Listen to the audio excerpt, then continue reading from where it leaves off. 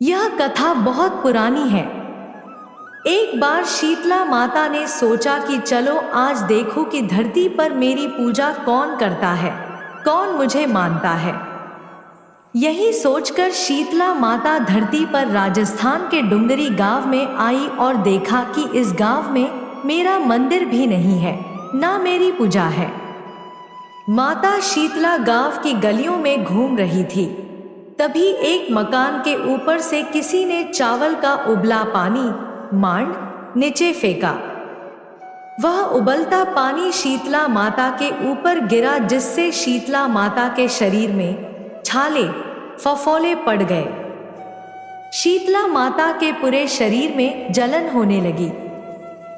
शीतला माता गांव में इधर उधर भाग भाग के चिल्लाने लगी, अरे मैं जल गई, मेरा शरीर तप रहा है, जल रहा है, कोई मेरी मदद करो।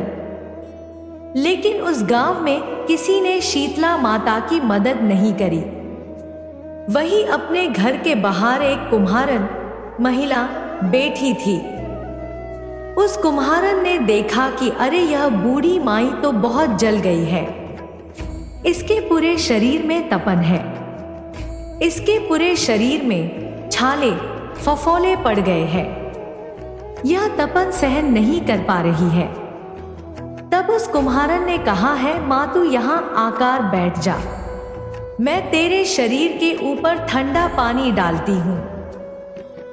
कुम्हारन ने उस बूढ़ी माई पर खूब ठंडा पानी डाला और बोली है, माँ मेरे घर में रात की बनी हुई राबड़ी रखी है, थोड़ा दही भी है, तू दही राबड़ी खा ले।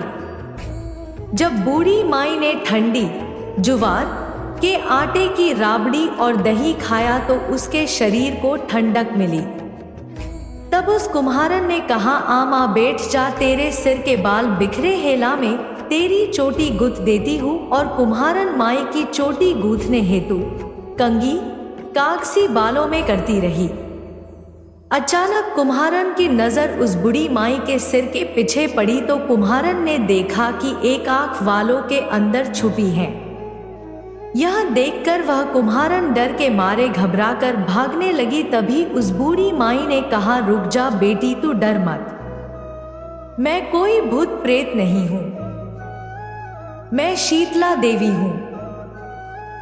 मैं तो इस धरती पर देखने आई थी कि मुझे कौन मानता है, कौन मेरी पूजा करता है।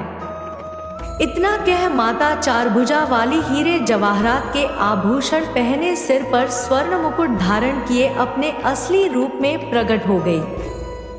माता के दर्शन कर कुम्हारन सोचने लगी कि अब मैं गरीब इस माता को कहाँ बिठाऊं।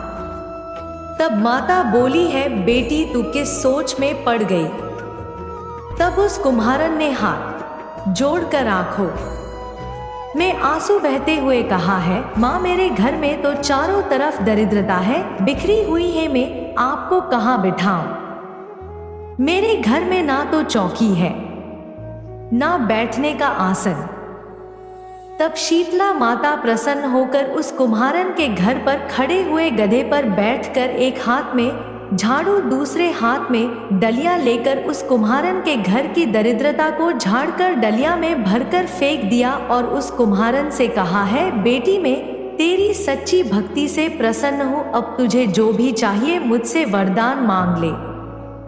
तब कुम्हारन ने हाथ जोड़कर कहा है, माता मेरी इच्छा है अब आप इसी डुंगरी गांव में स्थापित होकर यही रहो और जिस प्रकार आपने मेरे घर की दरिद्रता को अपनी झाड़ू से साफ कर दूर किया, ऐसे ही आपको जो भी होली के बाद की सप्तमी को भक्ति भाव से पूजा कर आपको ठंडा जल दही व बासी ठंडा भोजन चढ़ाए, उसके घर की दरिद्रता को साफ करना और आपकी पूजा करने वाली नारी जाति महिला का अखंड सुहाग रखना, उसकी गोद हमेशा भरी रखना। साथ ही जो पुरुष शीतला सप्तमी को नाई के यहाँ बाल ना कटवाए, धोबी को कपड़े धुलने ना दे और पुरुष भी आप पर ठंडा जल चढ़ाकर नारियल फूल चढ़ाकर परिवार सहित ठंडा बासी भोजन करे, उसके काम धंधे व्यापार में कभी दरिद्रता ना आए।